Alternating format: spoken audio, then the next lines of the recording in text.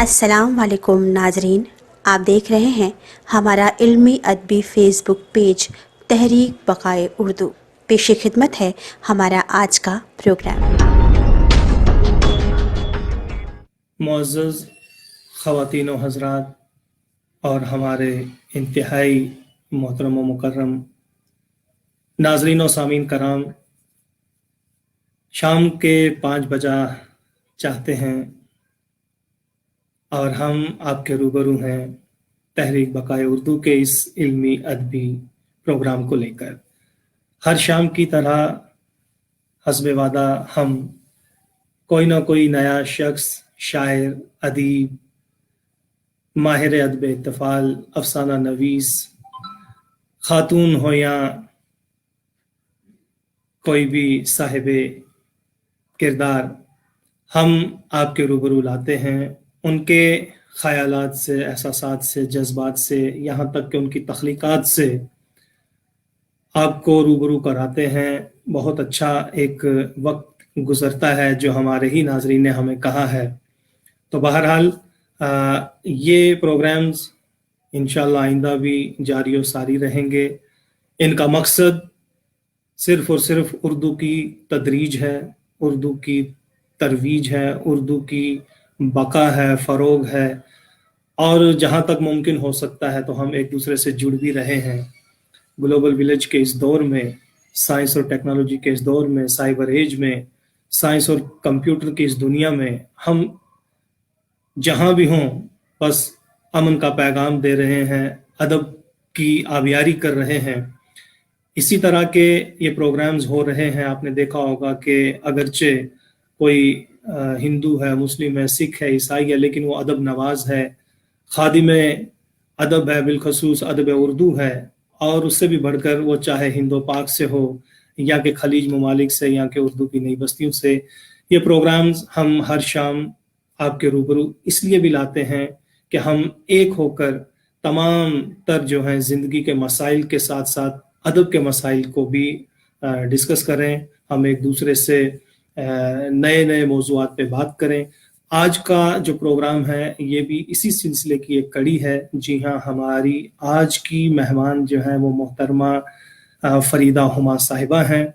इनका ताल्लुक़ Doha Qatar से है।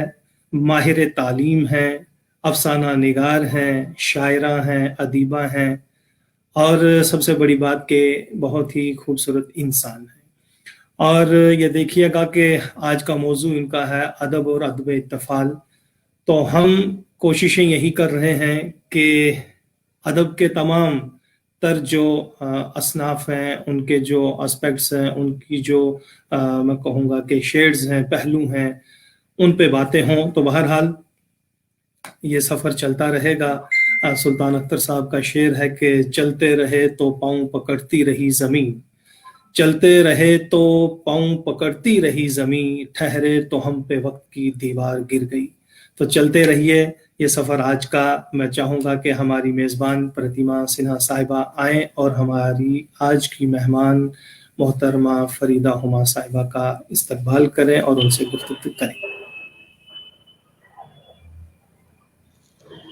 बहुत बहुत शुक्रिया इरफान साहब। नाजरीन, हमारे सारे दोस्त अहबाब जो हर शाम की तरह हमारे साथ जुड़े हुए हैं, उनका इस्तकबाल करती हूँ। अस्सलाम वालेकुम। और हमारी आज की मेहमान मोहतरमा फरीदा निसार अहमद अंसारी साहिबा का भी बहुत बहुत यहाँ पर इस्तकबाल करती हूँ हमारे इस प्रोग्राम में। और आपका जो तारुफ दिया है इरफान आरिफ साहब ने, उसकी रोशनी में हमारी आज की बातचीत होगी। और मेरा पहला सवाल रोज़ाना की तरह यही है आपसे मैम कि आपकी शुरुआती ज़िंदगी के बारे में हमसे जानना चाहेंगे। आपकी तालीम, आपकी परवरिश, तरबियत, और जहाँ से आप यहाँ पहुँची हैं, तो वो जो पहला कदम हुआ होगा उसके बारे में हम आपसे मुख्तसर में जानना चाहते हैं। अस्सलाम वालेकुम वरहमतुल्लाहि वबरकातुहू।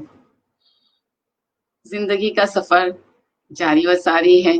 यहाँ तक के पहुँचने में कभी मुश्किलात भी आई, कभी बहुत आराम से चली, और इस तरह से जो है सफर जारी रहा।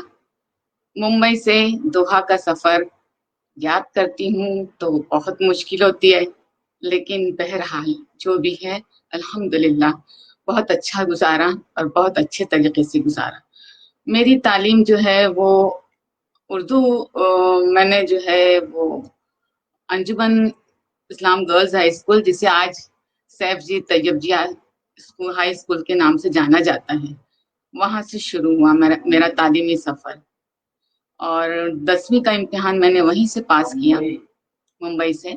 और उसके बाद आगे जो मैं सुफाया कॉलेज में गई, सुफाया कॉलेज में मैंने अपना ग्रेजुएशन किया।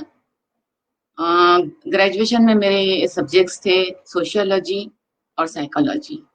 सोशियोलॉजी मेन सब्जेक्ट था और सब्सिडियरी साइकोलॉजी था।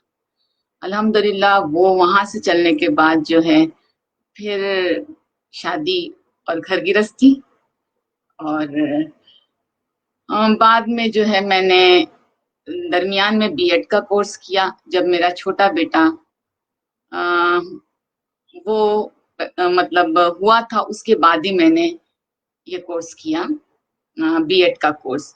और फासलाती कोर्स था वो करने के बाद, और तकरीबन 2-3 साल के बाद मैं यहाँ पे दोहा कतर आ गई।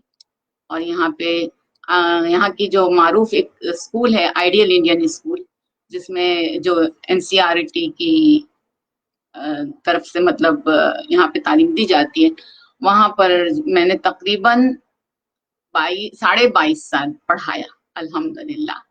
और उसके बाद जो है अब घर में हूँ और अफसाने लिखती हूँ, शायरी करती हूँ, और जो मेरा दिल चाहता है वो करती हूँ। यानी कि आप अब अपने लिए आपका वक्त है, आपका जो आपकी जिंदगी का जो ये दौर है, अब आप अपने लिए जी रही हैं। और एक अदीब के लिए, एक शायरा के लिए, इससे एक तख्लीकार के लिए इससे बेहतर क्या होगा कि उसे कुछ वक्त अपने लिए मिले, अपने लिखने पढ़ने के लिए मिले, और सारी जिंदगी का एक बड़ा हिस्सा दूसरों के लिए करने के बाद अगर आपको ये वक्त मिला है कि आप अपने लिए कुछ कर सकें, तो ये बहुत बड़ी बात है। एक सवाल मेरे जहन में अचानक से आया आपकी बात सुनते हुए, अगर आप चाहें तो उसका जवाब हम सुनना चाहेंगे। मुंबई से दोहा कतर का सफर किस सिलसिले में हुआ, और वहां से यहाँ आप कैसे पहुंच गई, अगर आप बताना चाहें तो। जी जी बिल्कुल, क्यों नहीं बताएंगे, क्योंकि ये तो यहीं से तो शुरुआत हुई है। जी, मुंबई से यहाँ का सफर जो है वो इस तरह हुआ कि मुझे यहाँ से कतर से टीम आई थी स्कूल से टीचर्स के लिए, टीचर्स की वैकेंसी थी, उसके लिए आई थी। और अल्हम्दुलिल्लाह मेरा सिलेक्शन हुआ, मैं यहाँ आ गई। फिर अल्हम्दुलिल्लाह यहाँ पर जो है आराम से फैमिली के साथ हूँ, यहाँ तक कि मेरे पोते नवासी सारे सभी इधर ही हैं अल्हम्दुलिल्लाह। ये बहुत बड़ी बात है फरीदा मैम, क्योंकि अपने हम जिस समाज में रहते हैं, अगर मैं भी एक खातून हूँ, उस हवाले से अगर मैं अपना तजर्बा कहूँ, तो अक्सर पढ़ाई के लिए या नौकरी के लिए अगर किसी लड़की को बाहर निकलना है तो इतना आसान नहीं होता है। नहीं, उसके लिए पहले एक महदूद होती है, एक उसके आसपास एक लकीर खींच दी जाती है कि घर पे रह के करना है तो करो, बहुत अगर आज़ादी मिल गई तो अपने शहर में करना है तो करो। मुल्क से बाहर जाकर करने का मौका तो बहुत कम लोगों को मिलता है। तो आप खुशकिस्मत रही इस मामले में कि आप वैकेंसी आपको आपके लिए निकली और आप एक अपने मुल्क से दूसरे मुल्क तक, जो कि अब आपका मुल्क बन चुका है, वहां तक का सफर तय किया। और बेशक ये सफर वही इंसान तय कर सकता है जिसकी नजर दूर तक हो, जिसकी नजर दरअसल जमीन पर रहकर भी आसमान पर हो, जिसकी मंजिलें बड़ी आगे हो, बड़ी ऊंची हो। और इसके लिए आप बेशक हम सबके लिए एक आइडियल जैसी ही हैं, कि एक टीचर के तौर पे, एक एजुकेशनिस्ट के तौर पे, एक शायरा और एक अदीबा के तौर पे आपने अपने सफर को महदूद नहीं किया, आपने दुनिया के रास्ते अपने लिए खुलने दिए और आप आगे बढ़ी। तो मैं आपके इस हौसले को सलाम करती हूँ। और एक अब जब इस बात का सिलसिला आगे बढ़ाते हैं, जी एक बात कहना चाहूंगी कि ये सफर मैंने तन्हा नहीं किया। अगर मेरे शौहर नामदार मेरे साथ नहीं होते, मतलब ये है कि उनका सपोर्ट मुझे नहीं होता, तो मैं यहाँ तक के कभी भी नहीं पहुंच पाती। ये मैं कहना चाहूंगी आपसे। और वो जी जो है वो बिल्कुल यहाँ बिल्कुल। पे रेडियो पे, वो इनकी जॉब यहाँ पे रेडियो में पर भी जॉब करते थे, और जी स्कूल में भी थे। अभी फिलहाल ही रिटायरमेंट हुआ है अल्हम्दुलिल्लाह। वाह। जी तो जब मैंने ये कहा फरीदा मैम कि आप खुशकिस्मत हैं, तो मेरी बात में वो बात भी छुपी हुई थी कि सफर जी अच्छा हो और हम सफर भी अच्छा मिल जाए, जी तो असल तो खुश अल्हम्दुलिल्लाह। नसीबी वही है। हाँ, क्योंकि सफर बिल्कुल में तो सभी होते हैं, अच्छे हम सफर मिलना भी जरूरी है। और शायद बिल्कुल वहीं से आपकी कामयाबी तय होती है कि जब आपका साथ वाला भी आपके साथ लगातार लगा हो, आपके सपनों में बस अपने सही है। सपनों को शुमार रखे। मेरे बातचीत को आगे बढ़ाते हुए जो मेरा अगला सवाल है वो आपसे ये होगा, जो हमारा आज का टॉपिक है अदब और अदब इत्तेफाल। हम लोग दरअसल ये जो महीना हमारा चल रहा है नवंबर का, वो हम लोग इंडिया में खास तौर पे बाल दिवस हम मनाते हैं, चिल्ड्रंस डे बिल्कुल होता है 14 नवंबर को। जानती हूँ। जी, और हम लोग यहाँ भी बच्चों के मनाते बारे में हैं, बात करते। यहाँ भी अच्छा, मनाते हैं। हाँ, उसी यहाँ भी उसी तारीख को या चिल्ड्रंस उसी डे जो तारीख है को? वो चाचा नेहरू की सालगिरह पर ही मनाया जाता जी है, और बिल्कुल। खुसूसी जी हमारे बिल्कुल। जितने इंडियन स्कूल्स हैं सब जगह यही जी मनाया जाता है। जी जी बिल्कुल।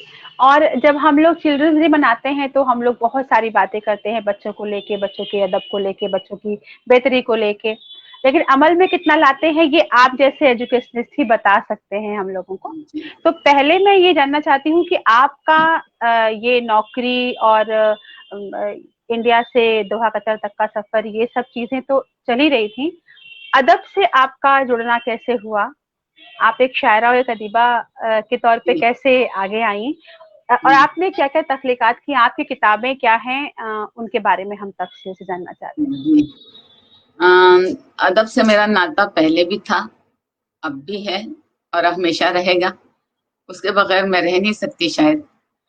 तो ये है कि पहले जो है अखबार पढ़ती थी, नॉवेल्स पढ़ती थी, और इसी तरह से अदब से पहले जुड़ी हुई थी, क्योंकि आगे बढ़ने के लिए कुछ तो करना पड़ता है। पहली सीढ़ी चढ़ूंगी तब तो दूसरा कदम उठेगा, एक कदम उठेगा तभी दूसरा उठता है। तो इसी तरह जो है मैं पढ़ती गई और आगे चलती रही, और फिर जो है 1979 में मैंने फैज अहमद फैज की जो नज्म का मिसरा है, मुझसे पहली सी मोहब्बत मेरे महबूब न मान, इस मिसरे पर मैंने बस कुछ थोड़ा बहुत लिखा, और वो रोजनामा इनकलाब में शाये भी हो गए। और उसके बाद इस तरह से थोड़ा थोड़ा लिखती रहती थी। अब वहां से उस दौर में तो ये नहीं था कि जो है ऑनलाइन सारा सब मवाद भेज दिया जाए कि कहीं। पहले तो जो है वो लिफाफे बनाने पड़ते थे और उसके अंदर पलंदे डालने पड़ते थे, उसके बाद हम आगे बढ़ते थे।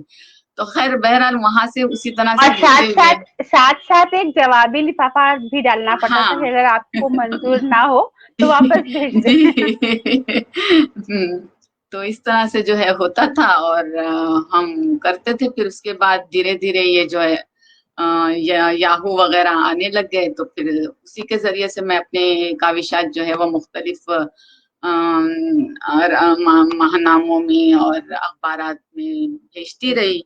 तो इस तरह से जो है मेरी काफी सारी जो है महानामों में काविशात जो है वो शाये होती रही। मसलन रोजनामा इनकलाब, हिंदुस्तान टाइम्स, हम आप, फिर जो है कई सारे जो है खातून मशरिक, बहुत सारे जो हैं इसमें शामिल रहे।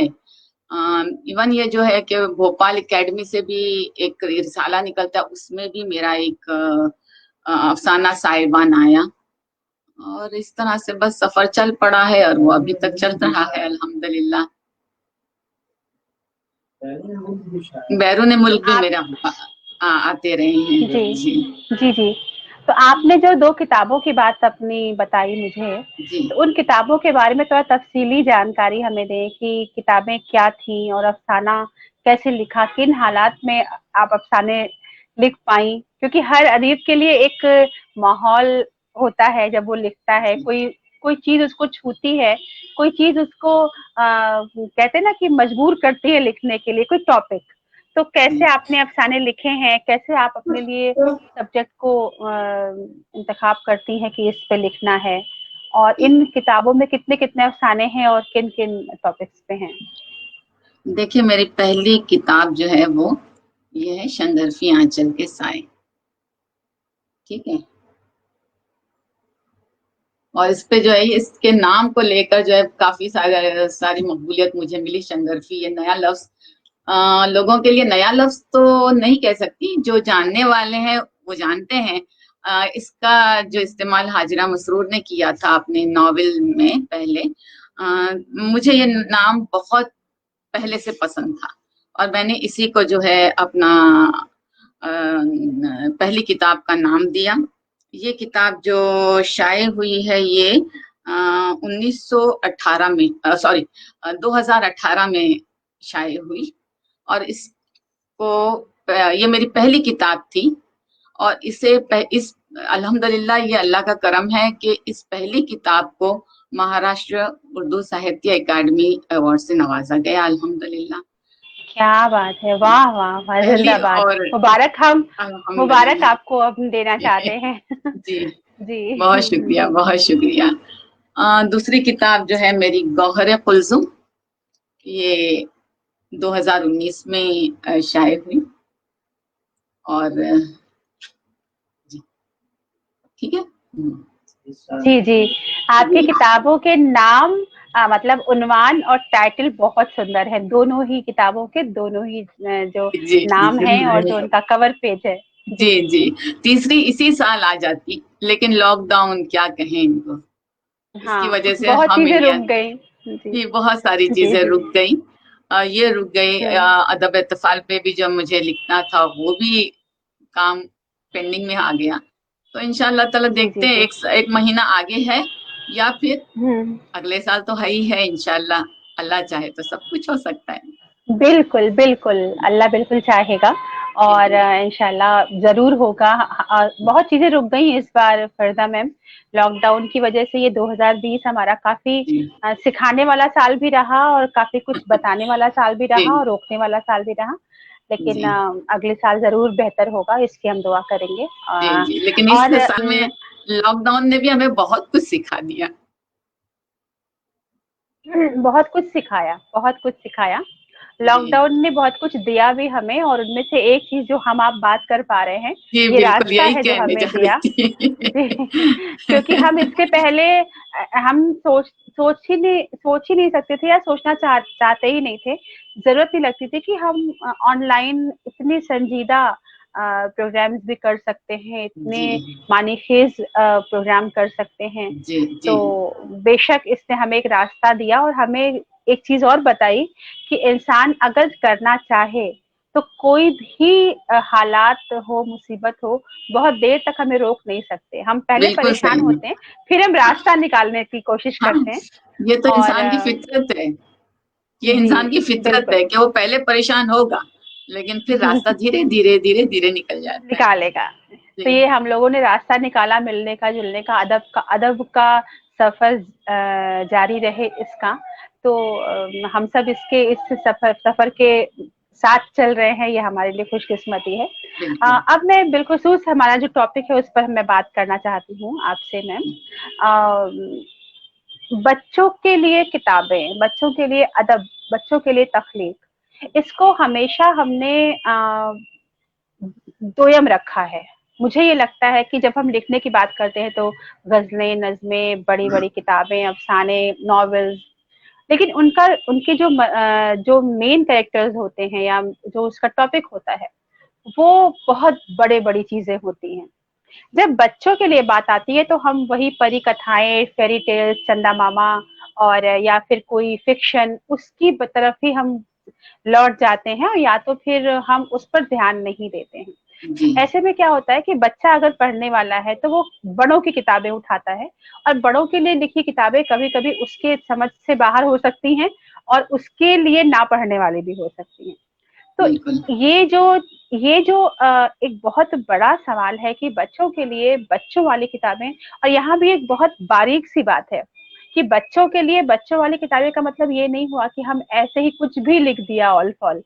जी बहुत संजीदगी से, क्योंकि वही वो सवाल आपसे पूछेंगे और आपको जवाब देना पड़ेगा। बिल्कुल। आपको क्या लगता है एक टीचर होने के नाते, एक अदीबा होने के नाते, कि कितना संजीदगी से बच्चों की किताबों को, बच्चों के अदब को लिया गया है और कैसा काम हो रहा है। और मैं ये इंडिया और फिर दोहा कतर इन दोनों की रेफरेंस में ये बात आपसे जानना चाहूंगी।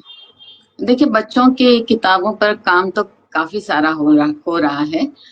ये नहीं है कि काम नहीं हो रहा है, लेकिन जो उसकी जो क्वालिटी है, जो बच्चों के हिसाब से होनी चाहिए, जो उनकी नफ्सियात को देखकर होनी चाहिए, उसमें कहानियां तो बहरहाल मिल जाती हैं हमें। बहुत सारी कहानियां जो हैं वो दरसी किताबें हैं, दर्ज देती जाती हैं, ऐसी कहानियां मिल जाती हैं, लेकिन जो फिक्शन वगैरह पे काम होता है वो बहुत कम है हमारे पास, खुसूसी उर्दू में।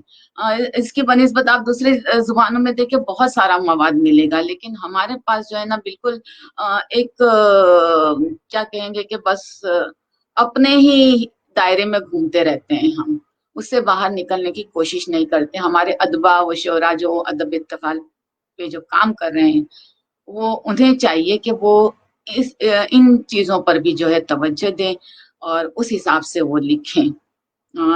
एक ये भी बात मेरे जहन में आई थी कि जब बच्चों को हम ये किताबें, ये कहानियां देते हैं, जिस किसी रिसाले में शाये होती है, जिस किसी अखबार में शाये होती हैं, उसके साथ उसके अदीब का नाम या शायर का नाम जरूर बताएं, और उनको उनकी थोड़ी सी एक, चाहे वो 2-3 लाइनों में ही क्यों ना हो, 2-3 सतरें हो कि भाई ये फलां जगह से इनका ताल्लुक है। तो इससे क्या होगा कि बच्चा जो है वो न सिर्फ कहानी पढ़ेगा, बल्कि उसके जहन में एक शख्सियत साजी भी आ जाएगी।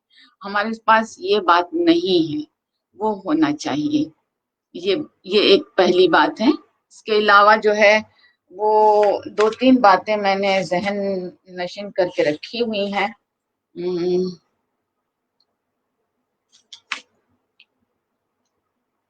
बड़ी क्लासेस के बच्चे, बड़ी क्लासेस के बच्चे, आवाज नहीं आ रही है, आपकी आवाज नहीं आ रही है। जी जी जी जी मैम, आपका वीडियो थोड़ा रुका हुआ है, तो मुझे लगता है कि थोड़ा सा नेटवर्क की प्रॉब्लम है। आवाज वैसे बिल्कुल सही आ रही है, वीडियो में थोड़ा सा अब देखिए, अब ठीक रुकावट है आ गई है या नहीं? अभी भी नहीं? नहीं, ऑनलाइन ठीक आवाज आपकी आ रही है। अगर नेटवर्क में थोड़ा सा कमी आई है तो कोई बात नहीं, हम इसको और देख लेते हैं कुछ देर तक। आप बोले मैम, आपकी आवाज बिल्कुल साफ आ रही है। जी, तो कहना ये था कि जो हमारे पास कहानियां जो मिलती हैं वो छोटे बच्चों की तो मिल जाती है, नज़में भी जो है तितली आई, चिड़िया आई, इस तरह की नज़में हमारे पास मिलेंगी, कहानियां भी मिल जाएंगी। लेकिन हमारे पास जो थोड़े से बड़े बच्चे होते हैं, जो मतलब इन बिटवीन टीनेजर जिनको कहते हैं, उन बच्चों के लिए हमारे पास मवाद बहुत कम है, बहुत ज्यादा कम है। ये मुश्किल है, तो ये नहीं होना चाहिए। हमें हर उम्र के बच्चों के हिसाब से हमारे अदबा को, हमारे शोरा कराम को उस पर तवज्जो देनी चाहिए और उनके बारे में उनके लिए बिल्कुल। और जी जी जी और मैम, मुझे लगता है कि जिस उम्र की बात आपने कही, उस उम्र में सही चीज मिलना सबसे जरूरी होता है। बिल्कुल बिल्कुल, क्योंकि ये उम्र ऐसी रहती है कि अगर उनको सही राह नहीं मिली तो फिर वो उनका दिमाग जो नफ्सियाती तौर पर जो चलता है वो नहीं चलेगा। और उनका फिर जो मसला क्या हो जाता है कि हमारे बच्चे स्क्रीन ज्यादा देखते हैं। उसकी वजह यही है कि उनके पास हाथों में किताबें नहीं हैं। किताबें ना होने की वजह एक ये भी हो सकती है, मैंने ये नहीं कहा कि यही वजह, बल्कि ये हो भी सकती है कि उनका मनचाहा मवाद उनके पास नहीं मिलता, जो ढूंढते हैं वो नहीं मिलता। क्यों बच्चे हैरी पॉटर देखना चाहते हैं, पढ़ना चाहते हैं? क्यों वो हमारे बच्चों के हाथ में हम अखबार रसाइल नहीं होते? चाहे कोई किसी भी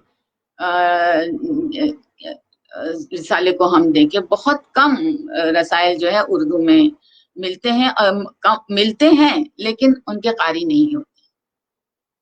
मसला ये भी है। बिल्कुल। फरजा मैम, वैसे मुझे ये कहने में थोड़ा डर भी लग रहा है, लेकिन क्या आप एक बार स्ट्रीम से एग्जिट करके, मतलब लीव करके वापस इन करेंगी क्या? ठीक है ठीक है ठीक है, एक बार हम जी जी हाँ, क्योंकि हो सकता है कि ये जो रुकावट है वो दूर हो जाए। जी बिल्कुल, आवाज बहुत अच्छी आ रही है, लेकिन जी जी मैम अभी आपका सही हो गया।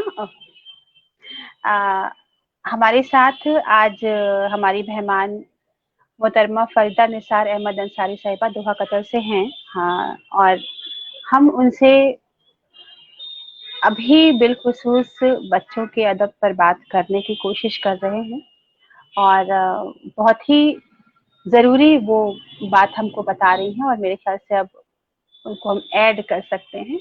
मैम, आपको मेरी आवाज़ आई? आइए।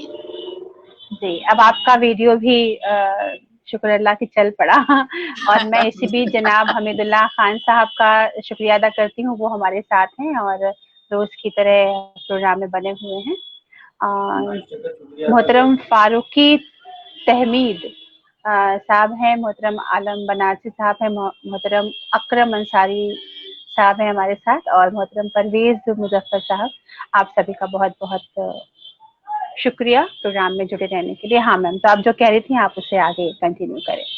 जी, तो मैं ये कह रही थी कि बच्चों में जो है ये खुसूसी बड़े बच्चे जो हैं, थोड़े से बड़े बच्चे, उनके हिसाब से हमें उनको कुछ देना चाहिए। तो इस बात को हमें बहुत ही खुसूसी तौर पर तवज्जो होनी चाहिए हमारी। साथ एक बात ये भी है कि उनके साथ मुकाबला आराई का जो है वो एक चाहे वो मज़ामीन हो, चाहे नज़्में हो, उनको एक छोटे-छोटे बस बिल्कुल ऐसे मवाद दें कि वो खुद लिखें। और मुझे ऐसे लगता है ना कि हम उन बच्चों के लिए लिखें और वो बच्चे छोटे बच्चों के लिए लिखें। आप समझ रही हैं मेरी बात कि मैं ये चाह रही हूँ कि हम उन बच्चों के लिए लिखें जो 9th-10th के बच्चे हैं, 8, 9, 10 के बच्चे, हम उनके लिए लिखें और वो छोटे बच्चों के लिए, छोटे बच्चों के लिए लिखें। तो क्या वो बात उससे है, हाँ, उससे बहुत क्या सुंदर। होगा जी, उससे क्या होगा क्योंकि उन्होंने अभी वो फिलहाल ही वो उस उम्र से आए हैं, तो उनकी क्या ज़रूरियात है वो बखूबी समझते हैं। हमारे समझने में उनके समझने में बहुत फ़र्क आता है। बच्चे क्या है बहुत कि सुंदर बहुत ही ख्याल बड़े है, हाँ, बिल्कुल। बच्चे इस जो पे है अमल हो तो क्या बात है जी। जी, ये बच्चे बहुत ही गुड ऑब्जर्वर होते हैं। मैंने यहाँ देखा है कि बच्चे टीचर्स के ड्रेसेस काउंट करते हैं कि ये ड्रेस इस दिन पहना था, ये ड्रेस इस दिन पहना था। टीचर सर के शर्ट में बटन, ये वाला बटन नहीं था। इतना तक के बच्चे काउंट करते हैं और वो हमें मतलब अंदाजा हो जाता है, बच्चे खुद आके कहते हैं। घर की सारी कहानियां जो हैं वो टीचर जानती है, बिल्कुल आज सही की बात, टीचर जानती है बिल्कुल कि घर सही। में क्या हो रहा है। मुझे अच्छे से याद है जब मैंने KG 1 की पहली क्लास ली थी, तो वो बच्ची आकर मुझे पूरी स्टोरी सुना रही थी कि हमारे घर में डाकू आए थे एक बार। यानी ये कहाँ की कहानी थी? कोच्चिन की, लेकिन सुनी कहाँ गई? कतर में। तो इस तरह कतर से में। जो है कहानियां यहाँ से वहां जाती हैं, तो हम अपने तौर पे भी उस वहां से जो बच्चों की जो बातें हैं उसी से हमें कहानी बना कभी सकते कभी फरदा मैम, बच्चों को ध्यान से सुनिए तो ये भी एहसास होता है कि बच्चों से बेहतर किस्सा गो कोई नहीं होता। वो हैं। जी बहुत बिल्कुल, इत्मीनान से बहुत किस्सा अच्छे से सुनाते करते, हैं। बहुत और अच्छे से। अपनी इमेजिनेशन भी डाल देते हैं उसके जी पीछे। जी जी जी, और उनकी इमेजिनेशन इतनी अच्छी और इतनी वाजे होती है कि हमें हाँ, बहुत अच्छा लगता है। यानी हम खुद सुनते हैं। एक तो उनकी जुबान माशाल्लाह से एकदम मासूम प्यारी सी जुबान, और उस पर से उनका कहने का अंदाज तो जो है बहुत अच्छा लगता है। तो इस तरह से जो है कहानियां बनती भी हैं और आगे बढ़ती हैं। और आपने ये बहुत कमाल का ख्याल हमारे सामने पेश किया, और इस पर अमल हो तो बहुत ही मैं तो कहूंगी कि रेवोल्यूशन आ सकता है। और इस पर अमल किया जाना चाहिए कि हम जो मिडिल एज के बच्चे हैं उनको पढ़ाएं, उनको सिखाएं, बिल्कुल और वो बच्चे अपने छोटे बच्चों के लिए लिखें। उसकी जी, वजह जो आपने बताई वो तो है ही, साथ ही साथ उन बच्चों में भी लिखने की एक तरबियत लिखने की हम तरबियत उनको दे होगी, हाँ पाएंगे। बिल्कुल हाँ। और उनकी भाषा में, उनकी जुबान में, उनके ख्याल को सुनना, उसका असर होना एक अलग चीज होगी। बिल्कुल सही है। लेकिन लेकिन वही बात है कि ये ख्याल अभी ख्याल ही है, इसको अमल में कहीं कहीं तो लाया गया है, कुछ स्कूल्स लाते हैं जहाँ पे बच्चों की मैगजीन निकलती है, बच्चों से ही लिखवाया जाता है। जी जी और जी। कभी कभी तो एडिटोरियल बोर्ड भी बच्चों का ही होता है, बच्चा ही एडिटर भी बिल्कुल। होता है उस मैगजीन हाँ, का। हमारे ये यहाँ ये होता है चीजें यहाँ होती हैं। पे। जी, जी हमारे यहाँ होता है, जी। बच्चों का पूरा एडिटोरियल है। और बच्चे जो है वही सारे सब जो है बच्चे मवाद इकट्ठा करते हैं, पूरे स्कूल्स के बच्चों से कहा जाता है, और वो जो है वो टीचर को देते हैं। टीचर वो सारा सब पलंदा उठा के एडिटोरियल बच्चों को देते हैं, बच्चे खुद सेलेक्ट करते हैं और उसमें से आता है। और मेरी नवासी खुद लिखती है अल्हम्दुलिल्लाह, छोटी है मगर अल्हम्दुलिल्लाह खुद क्या लिखती है, बात है, आयशा बिलाल खान। क्या बात, क्या बात जी है। और हमेशा हम लोग ये भी ध्यान रखना चाहिए हमें इस बात का कि बच्चों को हमें सिखाना है, बच्चों को हमको बहुत कामयाब बनाना है, बहुत ऊपर ले जाना है, अपने सारे सपनों को बच्चों के ऊपर रख देना है कि बच्चे पूरा जी करें, बड़ी उम्मीदें लगानी है बच्चों पे।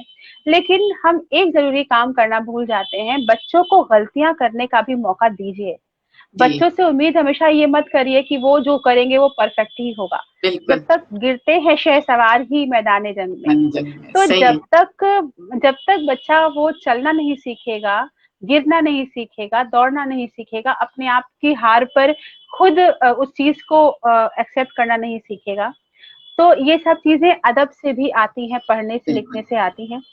फरजा मैम, आपको क्या लगता है कि बच्चों की मैगजीन अभी कितनी हैं?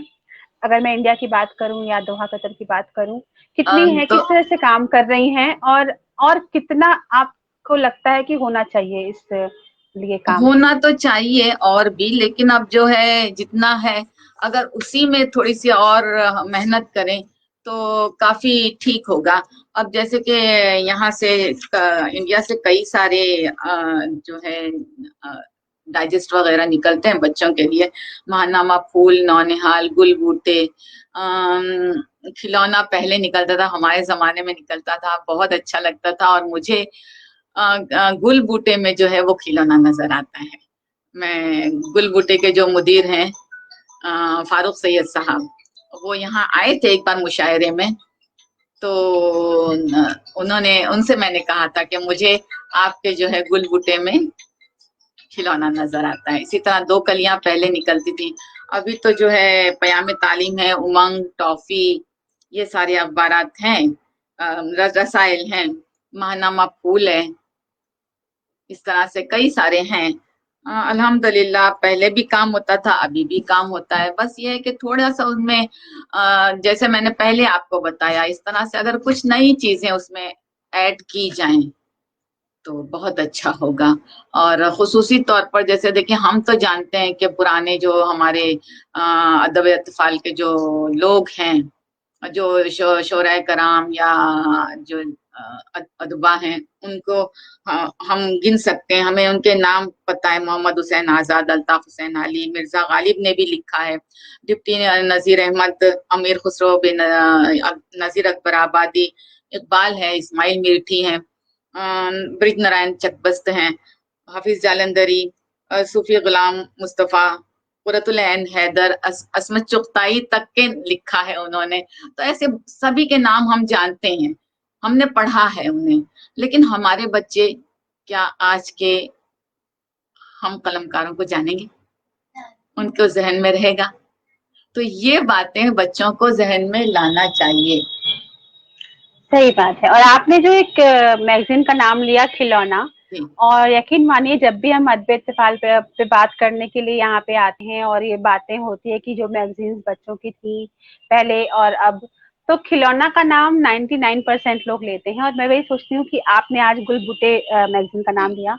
कई सारी चीजें अभी यही सवाल खड़ा करती हैं कि ढेर सारी मैगजीन्स क्यों नहीं हो सकती बच्चों की? जी बच्चों को हमें वो सीखने की उम्र होती है, उनको सिर्फ कोर्स की किताबें नहीं पढ़ानी है, उनको अच्छा इंसान भी बनाना है, जी बिल्कुल। हमारे समाज में, दुनिया में, मुल्क में रहने लायक बनाना है, अच्छे जी बुरे का फर्क है देना है। और एक बहुत जरूरी चीज जो मुझे लगती है वो है कि बच्चों को दीन की भी तालीम देनी चाहिए। बिल्कुल, दीन का बहुत मतलब बहुत सिर्फ अपनी नहीं, बल्कि दूसरा, मतलब दुनिया में जितने सारे भी सारे। धर्म हैं, जितने मजहब हैं, जी जी उससे क्या जी होगा कि जो बड़े होने के बाद हम गलत चीजें हम सुनते हैं, जो हम हमारे ऊपर थोप दी जाती हैं। अगर जी हम सारे मजहब के बारे में जाने, सब कुछ जाने, बचपन से सही हमें बताया जाए, जी तो जितने भी तासुब हैं, जितनी भी नफरत की चीजें हैं, जितनी बिल्कुल भी ऐसी चीजें हैं जो हमें इंसान बनने से रोकती हैं, बचपन से हमारे अंदर वो एक मिट्टी में वो बीज आ जाएगा कि हमें सबकी इज्जत करनी है। बिल्कुल बच्चों के सही अदब है। में इसको भी कहीं ना कहीं शामिल बिल्कुल होना बिल्कुल चाहिए। बिल्कुल बिल्कुल। जी। जैसे अब देखे, तो चोरी नहीं करना, झूठ नहीं बोलना, ये तो सारे जी मजाहिब में, ये हम इसको किसी बिल्कुल खुसूसी का मजहब का नाम दे ही नहीं सकते हैं। बिल्कुल नहीं, मजहब बिल्कुल तो सही बस बात मजहब है। सारे सबका है, ये है कि ऊपर वाला नीली छतरी वाला तो एक ही है, ये बात तो बिल्कुल है ही है। एकदम। और और उन्होंने जो वहां से जो बातें चली हैं वो सभी के लिए हैं, अब उसके बिल्कुल आगे बिल्कुल जो सही भी बात है है। वो ठीक है। जी और कभी-कभी मुझे ये बहुत ज़ाती तौर पे मैं महसूस करती हूँ कि हम दुनिया अच्छी चाहते हैं, हम चाहते हैं कि हमारी दुनिया बड़ी अच्छी हो, ज़हीन हो, खूबसूरत हो, मगर अपने बच्चों को हम ये नहीं बताते हैं कि कैसे वैसी दुनिया बनानी है, क्योंकि जी आखिर उनको ही बनानी है। हम जब बिल्कुल अपनी उम्र से आगे बढ़ जाएँगे, हम उनको सौंप देंगे अपना काम, अपनी ज़िम्मेदारियाँ, अपने फ़र्ज़, तो वो बच्चे उस लायक तो बन जाएँ कम से कम। एक बहुत हालाँकि ये किसी को लग सकता है कि ये हम टॉपिक से हटकर कोई सवाल है, मगर ये टॉपिक का ही सवाल है कि जब बच्चा बड़ा होके अपने घर में बुजुर्गों की इज्जत नहीं करता है, वो माँ बिल्कुल। बाप जो कहीं ना कहीं ओल्ड एज होम जाने के लिए मजबूर कर दिए जाते हैं, हम्म, कहीं ना कहीं बच्चों को सही किताब देने में हम चूक गए थे डूब जब गए वो हैं। छोटे थे। जी तभी वो बिल्कुल। बड़े होकर उन रिश्तों का, उन चीजों का एहतराम करना वो नहीं सीख पा रहे हैं। बिल्कुल सही है। फरजा मैं एक चीज मैं आपसे जानना चाहती हूँ कि जी जो राइटर्स हैं, जो अदब से जुड़े हुए लोग हैं, उनकी ज़िम्मेदारी तो हम लोग लेते हैं कि अदीब क्या कर रहे हैं, शायर क्या कर रहे हैं, बच्चों के लिए स्कूल्स क्या कर रहे हैं? आपको क्या लगता है कि जो स्कूल्स हैं, वो और बच्चों की जो कोर्स हैं, आपको लगता है कभी-कभी कोर्स में कुछ ऐसी चीज़ें हैं जो गैर ज़रूरी हैं, जिनको नहीं भी पढ़ते तो भी काम चल जाता, उसकी जगह हम कुछ और चीज़ ज़रूरी उसमें डाल सकते हैं सिलेबस में, जो बच्चों के लिए ज़रूरी है सीखना? जी वो पीठ पर जो भारी सा बस्ता होता है, उस बस्ते में बहुत चीज़ बिल्कुल। ऐसी किताबें होती हैं, जो मतलब ऐसे ही बोझ बढ़ा रही होती हैं। तो जी क्या ये जी सही है बिल्कुल। कि स्कूल को भी अपने निसाब को गढ़ते वक़्त बच्चों की उस ज़हनी ज़रूरत को ध्यान में रखना चाहिए? जी कि बिल्कुल केवल एक बिल्कुल। ये किताबी कीड़ा बना दें, मशीन बना दें, इंजीनियर बनने के लिए बच्चे को तैयार करें और बच्चे को मशीन बना के रख दें, तो किता स्कूल की कितनी ज़िम्मेदारी है? आप टीचर हैं इसलिए मैं पूछ रही हूँ जी आपसे। जी जी जी, स्कूल की बहुत भारी भारी जिम्मेदारी है, स्कूल की जिम्मेदारी है, प्लस बोर्ड की जिम्मेदारी है, जिस बोर्ड को हम फॉलो करते हैं उसकी जिम्मेदारी है, उनके माहिरीन की जिम्मेदारी है कि बच्चों की दरसी किताबों में ऐसी चीजें होनी चाहिए, ऐसे असबाक होने चाहिए कि जिससे बच्चे सीखें, और पढ़ते हुए मतलब उनका कुदरती तौर पर जो है वो उनके जहन में ये बात आए कि हम ये जो कहानी है इससे हमें ये सबक मिलता है। इस चीज को लेकर यानी सबक मिलता है वहां तक ही ना खत्म करें हम, बल्कि टीचर की जिम्मेदारी ये होती है कि अगर वो पढ़ा रही हैं तो उस पढ़ाने में आखिर में जब वो उनसे पूछती हैं कि इससे क्या सीखा, तो जब वो सीख मिलती है तो सिर्फ वहीं तक के महदूद नहीं होना है, सिर्फ एक ही सीख पर आके हमें खत्म नहीं करना है, बल्कि बच्चों से ये पूछना है कि इसके अलावा और तुमने क्या सीखा, और यानी बच्चों के अंदर एक जुस्तजू की जो क्यूरियोसिटी की जो भावना है वो आनी चाहिए कि हमें और कुछ करना है, और कुछ करना। उनसे सिर्फ ये नहीं है कि ये एक्सरसाइज कर कर आ जाइए आप, हम कल इसको चेक करेंगे, ये खत्म नहीं, ये नहीं, ये तो अपनी जगह पे है, बिल्कुल ये भी सही, जरूरी है, बिल्कुल सही बात। ये भी जरूरी और है, मुझे लगता है लेकिन कि होमवर्क जो दिया जाता है उसका पैटर्न भी चेंज होना चाहिए। बिल्कुल। बच्चों को होमवर्क में कभी ये भी आप दें कि कोई कहानी की किताब पढ़ के आना हाँ जो तुम्हारे मन में, जो मन में कोर्स की भले ही ना हो, तुम्हें जी। पसंद आए। हाँ और बच्चों को खड़े रहकर हम करवाते हैं, यहाँ तो मैंने तो करवाया है कम से कम, औरों का तो अंदाजा नहीं, लेकिन ये है कि मैं करवाती थी कि अपने तौर पर तुमको कुछ करना है और आगे बढ़ना है। इस तरह से आप जो है एक उनके अंदर तजस्सुस जुस्तजू का हौसला उनको मिलता है। तो उनके सामने मैं यही शेर पढ़ती थी, अपना यही शेर पढ़ती थी कि इल्म हासिल कर यहाँ पर जुस्तजू ही शर्त है, इल्म हासिल कर यहाँ पर जुस्तजू ही शर्त है। जुस्तजू जिसने भी की वो शख्स कामिल हो गया। तो इस तरह से जो है ना बच्चे बहुत कुछ सीखते हैं अगर उनको एक चीज से दूसरी चीज मतलब दूसरी चीज की तरफ जाएं। जैसे मौलाना आजाद का एक कौल मैं आपको यहाँ पर सुनाऊंगी कि उनका कहना यह है कि एक चिराग से हजारों चिराग रोशन होते हैं। आग की एक चिंगारी बड़े बड़े आतिशकदों और तनूरों को शोलों से भर देती है, और बाराने रहमत का एक शादाब दिन पूरी फसल को सरसब्ज शादाब कर देता है। एक मुनफरिद मोती पूरे हार की जीनत बख्शता है। हीरे का एक दरख्शंदा टुकड़ा पूरे ताज के हुस्न जमाल को पेश करता है। गुलाब का एक कीमती फूल पूरे ऐवान व मंजिल की रौनक के लिए, और बतमसील एक सादा चिराग पूरे कमरे की रोशनी के लिए काफी होता है। तो ये उनका कौल है, और सही ये है कि बहुत ही मतलब हम देखेंगे तो इसी तरह से होता है कि लोग एक से दूसरे, दूसरे से तीसरे, आपने देखा होगा ना ओलंपिक में एक जो है मशाल जलती है, मशाल जो जाती है, बिल्कुल सही जी, वो फिर जलते जलते जलते जलते अपने मकाम तक पहुंच जाती है। तो इस तरह से हमें में भी ये जो है ना इस तरह की कई चीजें प्लस एक और बात मैं कहना चाहूंगी कि बच्चे आजकल सफरनामा बिल्कुल नहीं जानते, तो उनको सफरनामे की तरफ उनको राग़िब करना है। खत लिखना बस उनको इतना पता है कि जो है हम फॉर्मल और इनफॉर्मल लेटर क्लास स्कूल में करवाए जाते हैं, दैट्स इट। उसके बाद में उनको और कुछ नहीं पता रहता है कि हम चचा को खत कैसे लिखें, मामू को खत कैसे लिखें। ये सारी बातें अब बिल्कुल नहीं, क्योंकि अब क्या करें, वो आ गया है ना। क्या बात है मैम, आपने ये दो चीजें इतनी कमाल की बोली हैं जिस पे बात करने, क्योंकि वाकई में अच्छा, एक तो ये बड़ी अजीब सी बात हुई है कि पोस्ट कोविड अब जो जिंदगी हमारी होने वाली है, हमारे बच्चों की खास तौर पे, अभी तो फिलहाल सबके सफर पे रोक लगाई गई है, बच्चे सफर करना उनका थोड़ा सा बंद हुआ है। सफरनामा आप जब पढ़ते हैं, आप कहीं किसी जगह पर जाए बगैर दूसरे की निगाह से उस जगह की सैर कर सकते हैं। तो बच्चों को सफरनामा, अच्छा सफरनामा पढ़ने के लिए उनको इंस्पायर करना।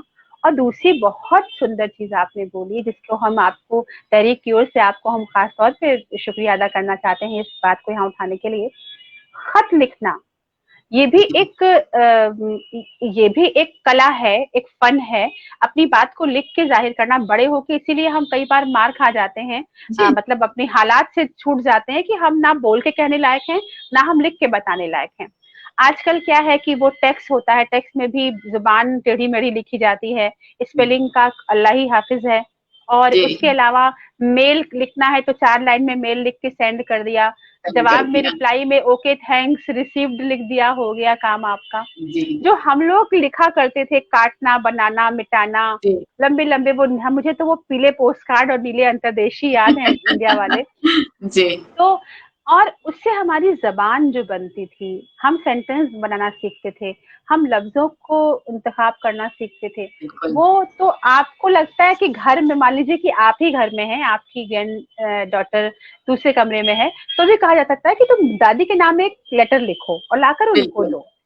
तो मेरे ख्याल से ये बहुत, तो इस चीज को कैसे हम बच्चों को निसाब में जोड़ सकते हैं या उनकी हैबिट में ला सकते हैं, आपको क्या लगता है एज एन एजुकेशनिस्ट, आपको क्या लगता है कि कैसे हम इसको अमल में लाएं? जी बिल्कुल कर सकते हैं, जिस तरह आपने बताया कि जो है बच्चों को इस तरह से कहें कि भाई आप एक खत लिखकर दादी के नाम में खत लिखो। इसके अलावा हम ये भी कर सकते हैं कि जैसे कि हम लोगों के यहाँ पे खैर सालगिरह वगैरह तो हम मनाते हैं, बहुत ही कम है, लोग कुछ मनाते हैं कुछ नहीं मनाते, लेकिन कम से कम हम एक कार्ड बनाकर तो दादी को दे सकते हैं, कम से कम एक कार्ड बनाकर अम्मी को पेश कर सकते हैं, एक कार्ड बनाकर हम अपनी सहेली को दे सकते हैं। तो इससे भी जो है ना, देखिए बच्चों में एक दो बातें आएंगी इसमें। एक ये कि वो खत्ताती सीखेंगे, अच्छा लिखना सीखेंगे। हमारे बच्चे खत्ताती भूल गए हैं, नक्काशी करने लगे हैं, ये बात भी आप ज़हन में रखिए। जी, तो ये जो है ना बातें, ये छोटी छोटी बातें हैं, तो लेकिन छोटी बातें हैं, लेकिन उनकी जिंदगी पर बहुत असरअंदाज करेंगी ये सारी बातें। तो तो हम बच्चों को कार्ड्स के जरिए भी जो है बहुत कुछ सिखा सकते हैं। चाहे स्कूल में जैसे ड्राइंग का पीरियड है ना, तो ड्राइंग के पीरियड में ही आप उनसे कहें कि भाई आपको एक कार्ड बनाना है, और वो कार्ड आप अपनी लैंग्वेज में या जिस जुबान में आप चाहे वो बनाएं, और आप अपने घर के किसी फर्द के नाम बनाएं। अब उसमें देखें बच्चे, और कोई त्योहार हो, कोई बर्थडे हो, घर में बर्थडे है, त्योहार है, तो बाजार से कार्ड लाने की बजाय आप खुद बच्चों को इंस्पायर कर सकते हैं कि बनाओ। पर आजकल कार्ड भी कहाँ मिलते हैं, कहाँ आजकल कार्ड का सिस्टम, ईद कार्ड हम देखने के लिए नहीं रहे, बहुत अब सब कुछ वर्चुअल है। सब कुछ वर्चुअल हो गया है जी। वर्चुअल है, अच्छी बात है कि भाई वो एक क्विक सर्विस, आज का बच्चा जो है ना, जिस तरह से हम अपने लिए भी कहते हैं कि आजकल क्विक सर्विस जो भी है वो हम करना चाहते हैं, चाहे कोई भी चीज हो, क्विक चीजें, सारी चीजें पसंद की जाती हैं, तो बच्चे भी क्विक करना चाहते हैं। अब बच्चे क्विक करना चाहते हैं तो उनके लिए ये किया जा सकता है कि भाई ठीक है, जो लेसन आपने पढ़ा है उसी को जो है आप ईद कार्ड पे उतारें, आप उसी को जो है अपने जो है जो भी फीलिंग्स है वो कार्ड में समेटें। तो बच्चे न सिर्फ अच्छी राइटिंग सीखेंगे बल्कि उनकी ड्राइंग भी अच्छी होगी, अपने जज्बात का इजहार होगा। ये सारी सब बातें हम बच्चों को सिखा सकते हैं। बिल्कुल सही बात है। और सबसे बड़ी बात ध्यान में हमें रखनी जो जरूरी है वो ये कि अदब और अदब इत्तेफाल की हम जब बात करते हैं तो बच्चों की किताब, बच्चों के निसाब की ही बात नहीं होती है, बड़े होके बच्चे के किरदार की बात भी है, बच्चे की जुबान की बात भी है, बच्चों के ख्याल की बात भी है। बच्चा आपके लिए, अपनी दुनिया के लिए, समाज के लिए, मुल्क के लिए क्या सोचेगा, ये आपके ऊपर भी डिपेंड करता है। आप उसे क्या पढ़ा रहे हैं, यही वो पलट कर बड़े होकर आपको वापस करेगा अपनी जबान के जरिए। जब आपको लगेगा बदतमीज हो गया, क्या बोल रहा है, तो फिर याद करना पड़ेगा कि उसने क्या पढ़ा था बचपन में, तब वापस वो निकलता है मुंह से। तो कुछ चीजें सुनने में शायद थोड़ी सी सख्त लग सकती हैं। जी मैम। बच्चों को है ना, ये नहीं कहें कि तुमको डॉक्टर बनना है, तुमको टीचर बनना है। टीचर तो आजकल बहुत कम ही बनते, जो कहीं नहीं खपते वो टीचर बनने आ जाते, ये मैं जानती हूँ। ये एक हकीकत है, एक सच्चाई है 100%। अफसोसनाक बात है वैसे ये बहरहाल ये एक दूसरा टॉपिक है, अगर इस पे शुरू हो जाएंगे तो फिर दूसरा जो आपका जो मेन कोर्स है वो रह जाएगा। तो कहना ये है कि बच्चों को ये ना कहें कि आपको डॉक्टर बनना है, आपको वकील बनना है, आपको एयर होस्टेस बनना है, फलां चीज शेफ बनना है, ये सब ना कहें। आप उनसे ये कहें कि आपको एक अच्छा इंसान बनना है, एक सच्चा नागरिक बनना है, क्योंकि आज बच्चे हमारे कल के देश के जो है वो मेमार बनेंगे। अगर ये मेमार ही, अगर देखिए एक दीवार होती है, दीवार में ईंटें एक दूसरे से जुड़ी रहती हैं, अगर एक ईंट हट जाए तो दीवार के गिरने का खतरा रहता है। तो उस ईंट को हमें जो है ना अपनी मोहब्बतों से उसमें गारा लगाना है ताकि वो ईंट ना गिरे।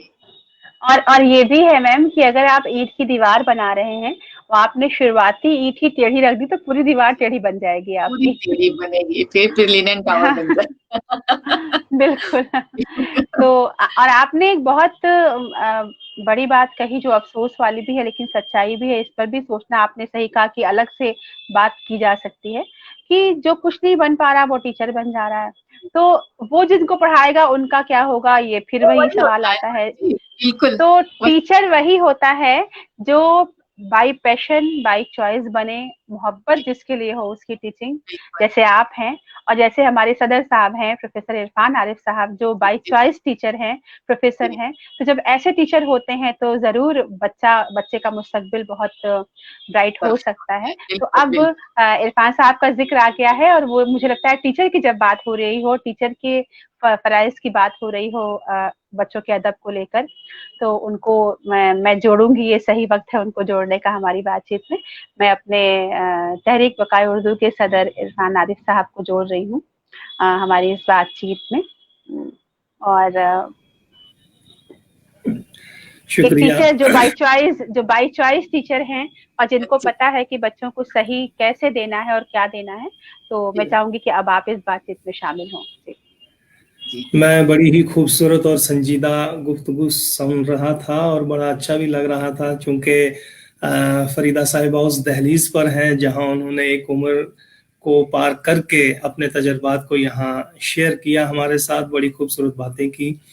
मैं सुनता ही रहता तो बहरहाल बहुत अच्छा था, लेकिन इन्होंने वाकई 2-3 बहुत अच्छी बातें की हैं कि किस तरह से हमें बच्चों की जो है नशोनुमा करनी चाहिए, उनके निसाब को किस तरह से दिलचस्प बनाना चाहिए कि वो कारआमद भी हो, मुफीद भी हो और बच्चा उसे पढ़ने के काबिल भी बने।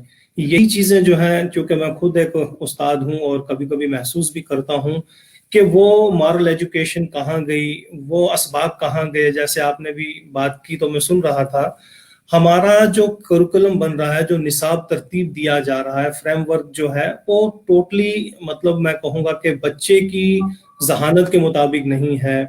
हम अपनी सोच के मुताबिक उसके अंदर मतलब लाने की कोशिश करते हैं, लेकिन बच्चे की डिमांड कुछ हो रहा है, बच्चा कुछ और चाह रहा है। असातिज़ा चाह रहे हैं कि उससे हम मतलब स्पाइडरमैन की एक दुनिया दिखाएं, हम देख रहे हैं कि उससे, लेकिन उसकी खातिर जो लिखा जा रहा है वो है नहीं।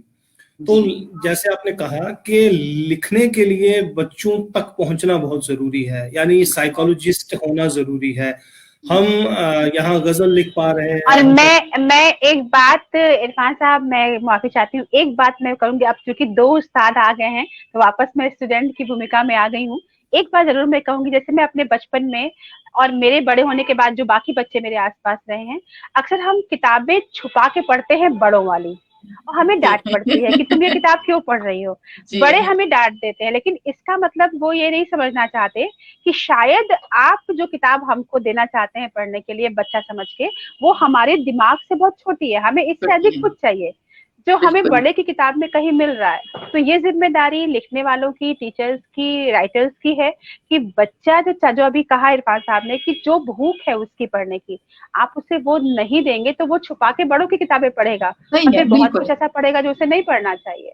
तो इस पर मैं ये बस कहने के लिए मैंने आपको रोका। आप प्लीज आप कंटिन्यू करें इरफान साहब। बेशक बेशक, क्योंकि मैंने पहले कहा कि माहिर नफ्सियात होना बहुत ज़रूरी है, जितने भी असातिज़ा हैं, और फिर असातिज़ा का भी अपना एक किरदार होना चाहिए, एक वक़ार होना चाहिए, किस तरह से पढ़ाया जाए। जैसे आपने कहा कि मैं बच्चों को पढ़ाती हूँ या उनको लिखने के लिए कहती हूँ, तो ये बहुत अच्छा अमल है। मैं भी कोशिशें करता हूँ। देखिए, आज मैं कॉलेज में जब अपने बच्चों को खड़ा होकर कहता हूँ कि चलिए पढ़िए, तो यकीन जानिए कि अगर 30 की क्लास है तो उसमें से 20 तो शर्मसार ही हो जाते हैं, 10 कोशिश करेंगे, 5 पढ़ पाते हैं, 5 गूंगे हो जाते हैं।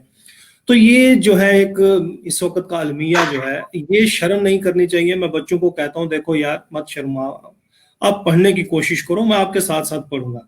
तो मैं इस प्लेटफॉर्म से भी तमाम असातिज़ा को ये दरख्वास्त करता हूँ कि वो बच्चों को पढ़ने के इस अमल में लाएं, क्योंकि हम आते हैं बस वही अपना टाइम देखा और वो 50 मिनट या 40 मिनट या 1 घंटा जो भी है बातें की और निकल गए।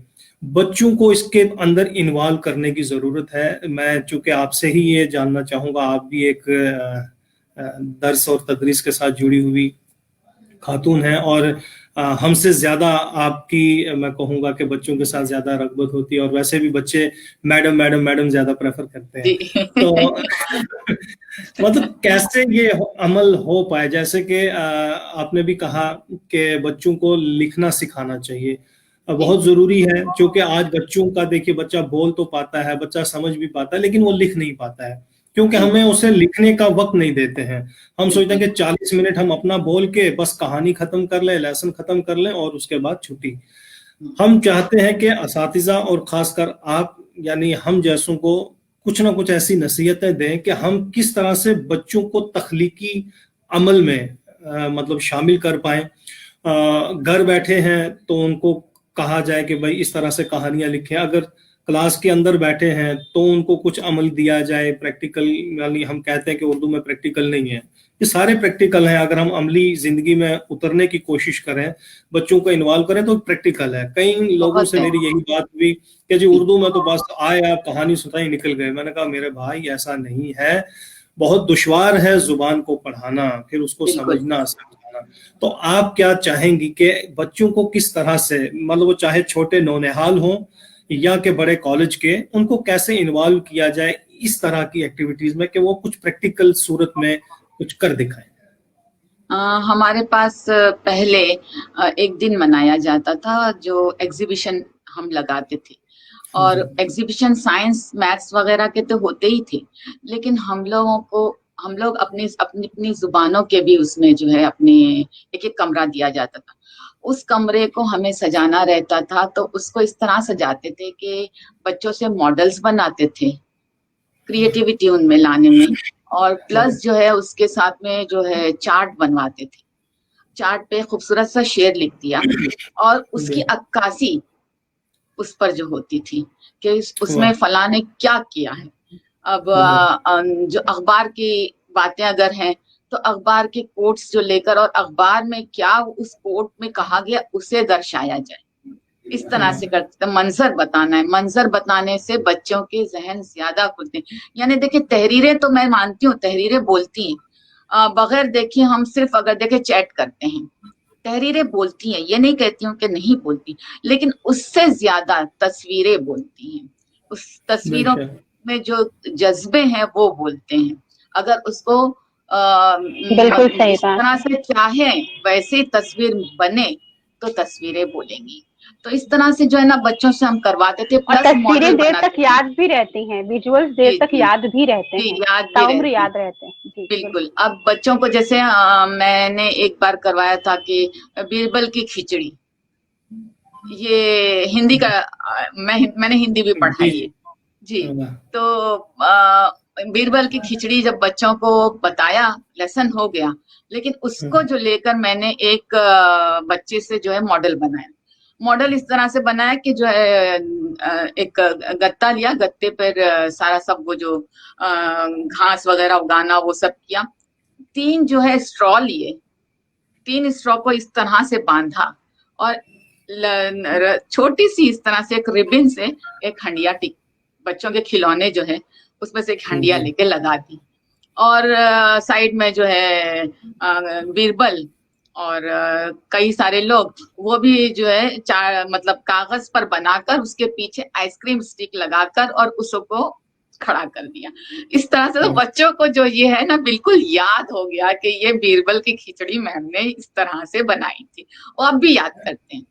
इस तरह से मैंने एक और काम किया था कि शेर, पहला मिसरा उसको एक तरफ लिखा, दूसरे मिसरे सारे अप्स एंड डाउन लिखे, ठीक है। एक हमारे पास एक इंजीनियर साहब थे पेरेंट में से, उनसे कहा कि आप इस तरह से करें कि पहले मिसरे को दूसरे मिसरे में जब हम मिलाएंगे तो उसको जो है ना इलेक्ट्रॉनिक एक वेव दी हमने, और पहले मिसरे को जो दूसरा मिसरा अगर है तो वहीं जाके वो है ना क्लिक करके आवाज आएगी और वो दोहराई जाएगी। तो इस तरह से बच्चों के अंदर एक शौक पैदा होता है। मैंने 15-16 अशार लिखवाए थे और बच्चे उससे बहुत ज्यादा खुश हुए थे, और वो अशार उन्हें याद है, अभी तक याद है, वरना बच्चे याद नहीं करते। और एक काम ये करवाया था कि जो है चचा छक्कन का करवाया था शायद, नहीं शेख चिल्ली का, कि वो अपने पेड़ पे बैठकर जो है वो काटता है, दरख्त पर बैठकर जो है अपने ही शाख को काट, जिस डाल पे बैठा है उसी को काट रहा है। वो जो है ऐसे खिलौना कर रहा था और उसको शेख चिल्ली के कपड़े पहनाए थे और वो ऐसे कर रहा था। वो भी बच्चे अब तक याद करते हैं। इस तरह से क्रिएटिविटी, हम ये नहीं कह सकते कि जुबान में क्रिएटिविटी नहीं है, हम वर्किंग मॉडल बनाकर जो है उनको बताते थे। तो इस तरह से ये भी किया जा सकता है। बेशक बेशक, क्योंकि अक्सर हमारे चाहे वो असातिज़ा हों, हमारे वालिदैन हों या हमारा समाज हो, वो यही सोचता है कि ये सब कुछ साइंस और रियाजी में ही मुमकिन है। ऐसा नहीं है, जुबान में भी अगर हम कोशिशें करें तो वही आपने कहा कि यानी जो लफ्ज हैं उनकी तह में जब हम उतरेंगे तो हम बहुत कारीगरी कर सकते हैं। नक्श फरियादी है किसकी शौकियत तहरीर का, बिल्कुल। तो कागजी है पैरहन हर पैकर तस्वीर का। तो जाहिर सी बात है कि ये जो कुछ हम लिबादा ओढ़े हुए हैं, ये कायनात के अंदर जो कुछ भी है, ये सब चीजें जो है बोलेंगी जब हम उनको महसूस करेंगे। और एक उस्ताद की बात है तो मेरे यहाँ बहुत सारे अशार जो हैं इस मौजू पर हैं, तो लेकिन मैं ये ज़रूर कहूँगा कि मुदर्रिस कौम की बुनियाद का मैमार होता है, जो आपने अर्ज़ किया था। मुदर्रिस कौम के अखलाक का मीनार होता है। चमन में नन्हे पौधों की ये खुद करता है रखवाली, इसे हर जर्राए खाके वतन से प्यार होता है। इल्म की शम्मा दुनिया में इसी के दम से रोशन है, इसी के दम से आलम आलम अनवार होता है। अगर टीचर चाहे तो वो इस यानी एक नन्हे से बच्चे को नन्हा पौधा समझ के जब उसकी नर्सिंग करेगा, जब उसकी देखभाल करेगा, जब उसको पानी से बचाएगा, उसके अंदर कितनी मिकदार में पानी देना है, खाद देनी है, मेहनत करेगा, तो वो कल एक तनावर दरख्त बनेगा। लेकिन असातिज़ा जो हैं ये किरदार अदा नहीं कर पा रहे हैं। ये बिल्कुल सही है, 100% दुरुस्त है। अब इसमें देखिए कि क्योंकि जुबान के साथ वो बर्ताव नहीं हो रहा है जो होना चाहिए था। जबान के असातिज़ा खुद को ही समझते हैं कि ये बहुत आसान काम है, लेकिन जब आप बोलने लगेंगे, बहुत सारे ऐसे असातिज़ा हैं जो मंजर पे नहीं आते हैं, लेकिन जब आप बोलेंगे तो खुद अपनी कोताहियां जो है निकल कर सामने आती हैं। हमने भी बहुत कुछ सीखा है, जब आप जैसों के सामने आप बोलते हैं, कुछ नए एहसास जज्बात अंदर जन्म लेते हैं, तो कुछ करने को इंसान मन करता है। तो बहुत सारी बातें आपने पहले भी की हैं, तो मैं यहाँ सारी वो बातें दोहराऊंगा नहीं, लेकिन मैं ये जरूर जानना चाहूंगा कि जब आप किसी बच्चे को पढ़ाते हैं, क्योंकि आज का जो निसाब है हमारा, उसमें कहीं ना कहीं मैंने देखा है कि अखलाकियात वाला हिस्सा जो है वो गायब है। यानी मॉरल एजुकेशन का कंसेप्ट जो है वो धीरे धीरे खत्म होता जा रहा है। मॉरल एजुकेशन बहुत जरूरी है। बच्चा किस तरह से, क्योंकि आज देखिए आप बच्चा वो असातिज़ा जो उनके सामने आया करते थे, शर्म के मारे गली से निकल जाते थे, भाग जाते कि सामना ना हो। आज वही बच्चा जो है ठेला दे के, धक्का दे के, इधर उधर करके, यहाँ तक के हाथापाई भी हो जाती है। हमारे आंखों के सामने ऐसे मनाजिर हमारे कॉलेजेस में हो रहे हैं। तो ये अखलाकियात का ही जो है फुकदान है। तो मैं चाहूंगा कि इस पहलू पे आप थोड़ी रोशनी डालें कि क्या इसमें वालिदैन, असातिज़ा और खुद जो हमारे स्टूडेंट्स हैं, उनके अंदर ये अखलाकियात का पहलू जो है वो उजागर रहना चाहिए, तो किस हद तक रहना चाहिए? जी, पहले ही मैंने कहा था, देखिए यही बात कि सबसे पहले जब बच्चा दरसगाह के दहलीज पर चढ़ता है, पहली दहलीज पार करता है, उस वक्त से हमें बच्चों को ये कहना है, हम ये नहीं कहते, हम ये कहते हैं बड़े होकर क्या बनोगे। अब बच्चा कहता है इंजीनियर बनूंगा, पायलट बनूंगा, ये बनूंगा, वो बनूंगा। भाई पहले ये कहें कि आपको एक अच्छा इंसान बनना है। अब देखिए पहले हमने हिकायतें सुनी हैं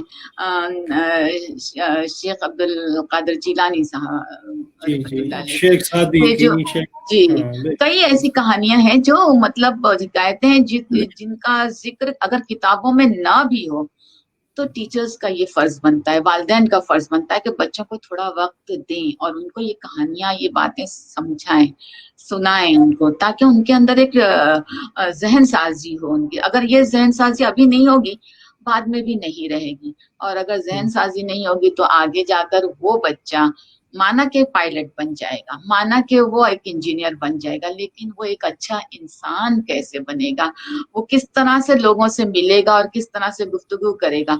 उसकी गुफ्तगू में मिलनसारी होगी? नहीं होगी। उसके गुफ्तगू में मिलनसारी बिल्कुल नहीं होगी।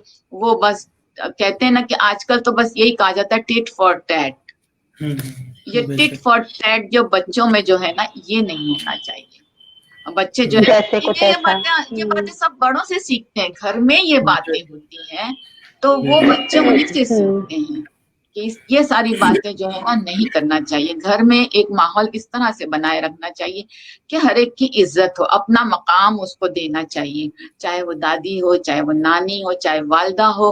अगर फादर ये अब्बू जो है अम्मी को सबके सामने डांटेंगे तो बच्चे का जहन कहाँ से काम करेगा, बताइए।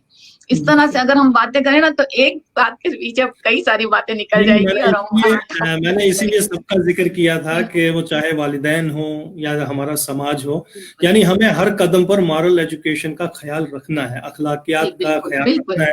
क्योंकि जब वालिदैन आपस में, आज का दौर आप देखिए कि हर आदमी मतलब तन्हा जिंदगी गुजारना पसंद कर रहा है।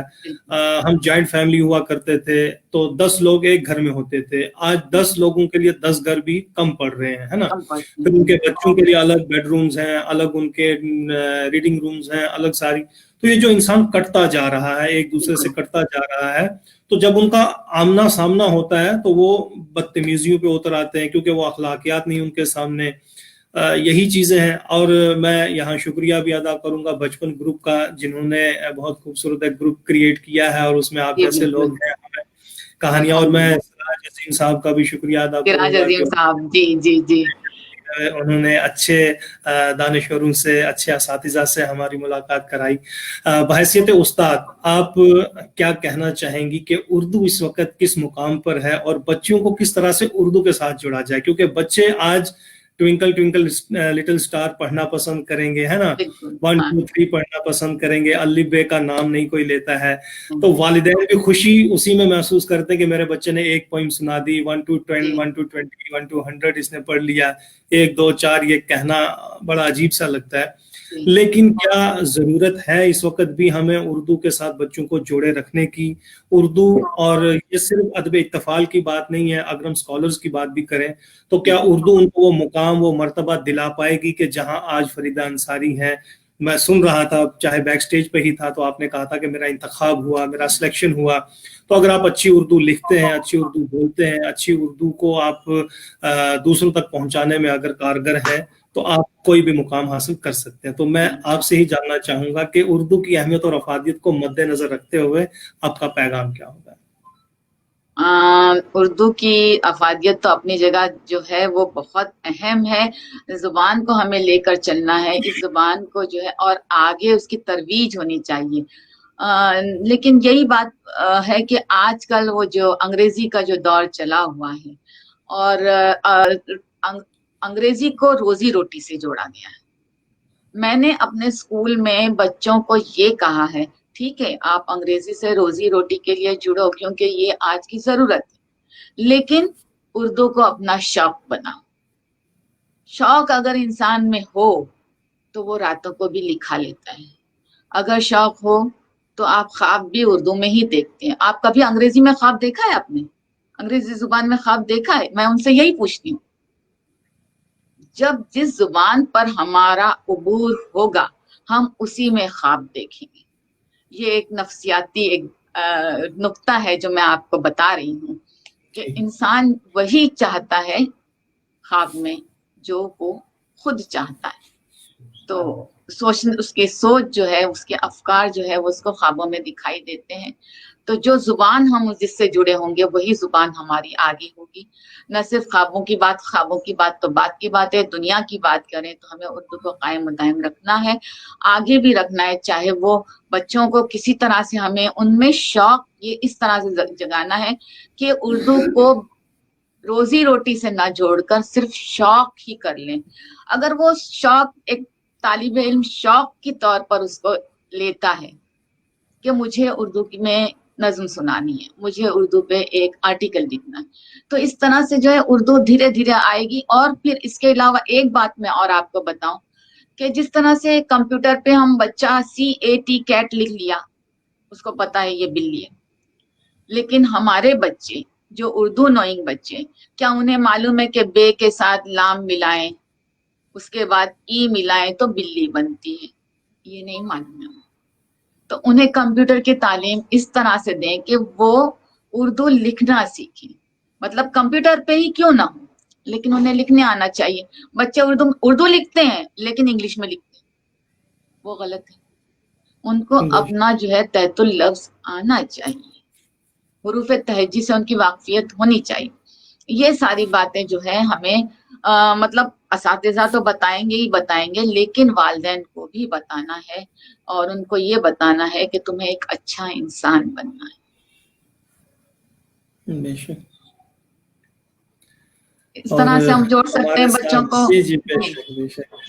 नुसरत अली काजी खान साहब हैं हमारे साथ, और नैयर नक्शा हैं, दाऊद अहमद हैं, नूर जमशेदपुरी हैं, फयाज खान साहब हैं, मोहम्मद आरिफ चौधरी साहब हैं, मीर साहिब हसन तरिया के मुदीर आला हैं, शाह हमीम साहब हैं, मुश्ताक हुसैन, वफा साहब हैं, और भी बहुत सारे लोग होंगे, ये मेरे मोबाइल पे इतने ही डिस्प्ले हो पा रहे हैं। तो बहरहाल बड़ी ही खूबसूरती से हम ये तमाम बातें कर भी रहे थे। और आलम बनारसी साहब हैं, अकरम अंसारी साहब हैं, परवेज़ मुजफ्फर साहब हैं, फारूकी तहमीद साहब हैं। तो ये नाम हैं जो हमारे साथ इस वक्त बने हुए हैं, जुड़े हुए हैं। ये आइंदा भी इंशाल्लाह उम्मीद है कि हर प्रोग्राम की जीनत बनते हैं। ये तमाम तर चीज़ें जो आपने कहा है कि बच्चों के साथ किस तरह से हमें सलूक करना चाहिए, बच्चों को, मेरा ये भी मानना है कि बच्चों को हम बच्चा ही ना समझें। बच्चों को बच्चा समझ के हम बहुत इग्नोर करते हैं और शायद बहुत सी गलतियां भी कर जाते हैं, क्योंकि father is the child of man. कभी कभी मैं इसकी तोज़ीहात बड़ी अजीब अजीब सी पेश करता हूँ। मैंने कहा देखो, बच्चे को बच्चा समझोगे तो कल किसी का बाप भी बनने वाला है।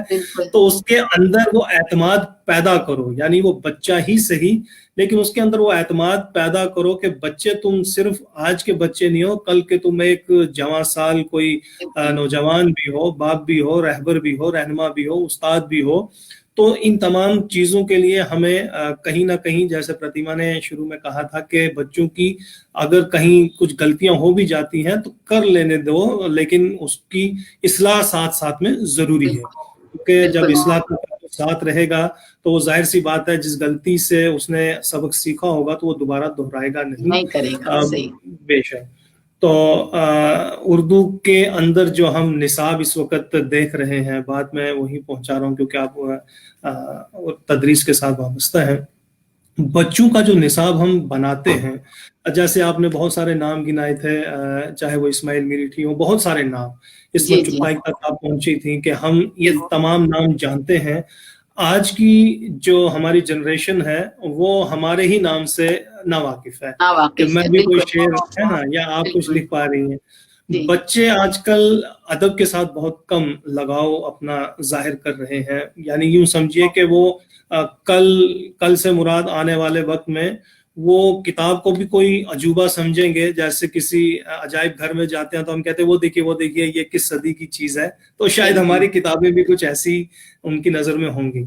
तो बच्चों के अंदर ये यानी पढ़ने का अमल कैसे ज्यादा पैदा किया जा सकता है, ऐसे कौन से तरीके अपनाए जा सकते हैं, क्योंकि आप बेहतर हमसे समझ सकती हैं, समझा सकती हैं कि बच्चों को हम कैसे कैसे उकसा सकते हैं पढ़ने के लिए। जैसे आपने बिल्ली वाला कंसेप्ट दिया, ठीक है ना, कैट वाला दिया, बैट वाला दिया, रैट वाला दिया। उर्दू के हम जब बड़े अदीब, जो हम अपने आप को बड़ा अदीब मानते हैं, ये जब बच्चों का अदब नहीं, हम बड़े अदीब नहीं है, हम बड़ी अदीब नहीं है। नहीं, जाहिर सी बात है, बच्चों के लिए बच्चों के लिए जब लिखते हैं तो बच्चा बनना जरूरी है या बच्चे की उस सोच को समझना जरूरी है? क्या लिखा जाए कि बच्चा हमारे पढ़ लिखे हुए में शामिल हो? मतलब मैं ये जानना चाहता हूँ कि क्या हम लिखें कि बच्चा उसमें शामिल हो जाए। बच्चा इंटरेस्ट ही नहीं ले रहा है, वो कहता है मुझे क्या करना है।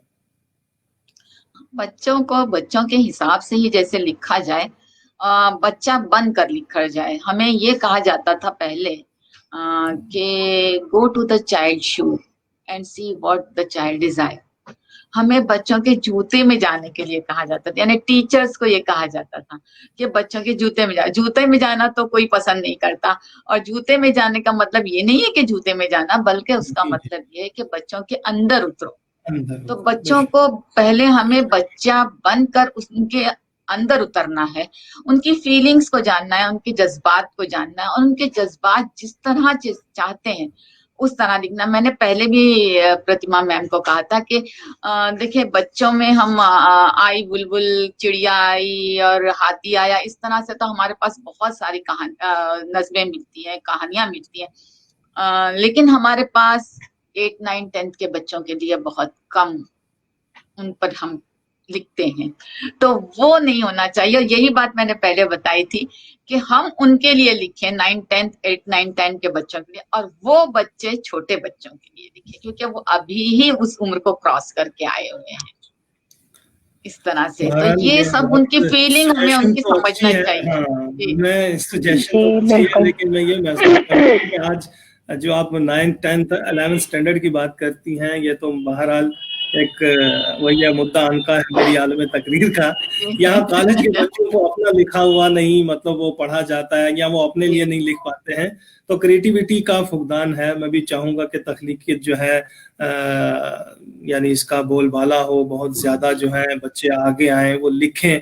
और जैसे आपने कहा कि मज़ामीन अखबारों के लिए, छोटी छोटी मैगजीन्स के लिए या बड़ी मैगजीन्स जो भी हैं, जो हमारे रसाइल हैं, बहुत सारे नाम आपने भी गिनाए, मैं उनको दोबारा नहीं दोहराऊंगा।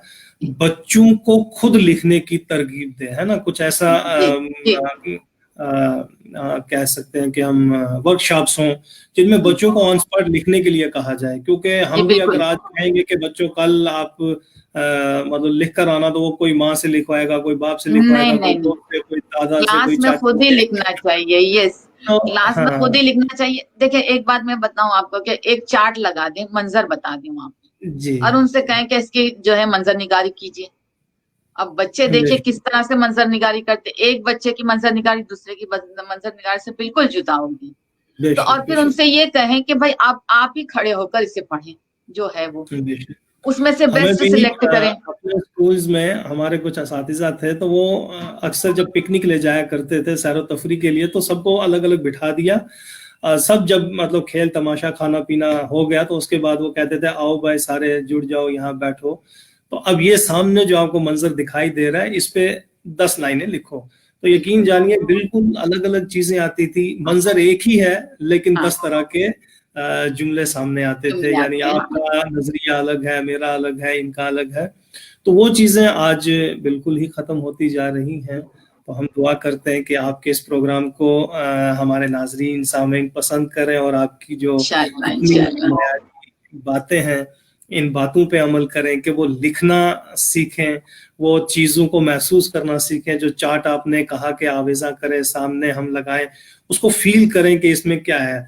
कभी कभी ऐसी पेंटिंग्स भी, यानी 2 लाइनें खींच दी गई और वो बेस्ट अवार्ड ले गया, भाई है क्या, लेकिन जब उसका एक्सप्रेशन या जब उसको फील, या हम कहते हैं कि जब उसकी एक्सप्लेनेशन हुई, क्या कहते हैं उसको, उसकी तशरीह और उसकी तौज़ीहात पेश की गई, तो वो कमाल है कि यार ये 2 लाइनें इतना कुछ अपने अंदर रखती हैं।